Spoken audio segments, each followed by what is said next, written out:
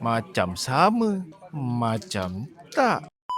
Okay geng, so perang skuter belum tamat guys. So yang ni dekat depan aku ni adalah Kiwi BX 200i. Datang dengan enjin berkapasiti 174cc menggunakan sistem liquid cool, 4 valve dan single overhead cam. Menggunakan sistem fuel injection. Motor ni mampu menghasilkan horsepower sekitar 18.2 horsepower pada 8,500 rpm dan menghasilkan torque sekitar 17.2 Nm of torque pada 6,500 rpm. So untuk transmisi dia menggunakan sistem CVT, automatic clutch. Jadi dia punya berat hanyalah 153 kg saja. So dekat depan aku ni adalah model SE. So apa beza dia? Hanyalah dia punya colorway dan juga dia datang dengan box. Dia datang dengan fuel tank capacity 11 liter. Untuk sistem fork hadapan dia menggunakan telescopic fork, manakala dekat bahagian belakang dia menggunakan dual shock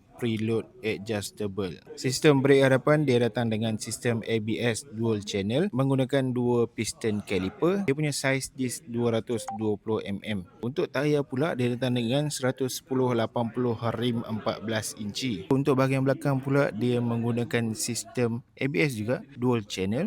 Datang dengan satu piston caliper. Untuk saiz tayar dia datang dengan saiz 120/70 rim 14 inci. Untuk tayar dia menggunakan tayar daripada Yuan Xing dengan sistem keyless. Okay, so kalau kita buka dia punya meter, nampak dekat sini LCD meter color. Okay, so untuk charging port dia datang dengan type A dan juga type C. Okay, so kalau kita tengok dekat bahagian hadapan ni dia datang dengan dashcam tau, nampak tu. Tapi kan kalau datang dengan LCD yang macam ni, macam mana nak tengok dia punya dashcam? Lambat, ini jawapan dia. Dekat bahagian bawah seat ni dia datang sekali dengan, nampak tu. Kalau kita nak tengok footage dashcam tadi, just connect saja. Okay, kita tengok pula dia punya storage. Okay, ini bahagian storage yang ada pada bawah seat. So muatlah untuk letak satu helmet open face. Ini dia punya lampu hadapan. Kalau kita tengok nama macam kenal lampu atas dia tu kan. Punya signal kiri dan kanan tu dekat bahagian kepung.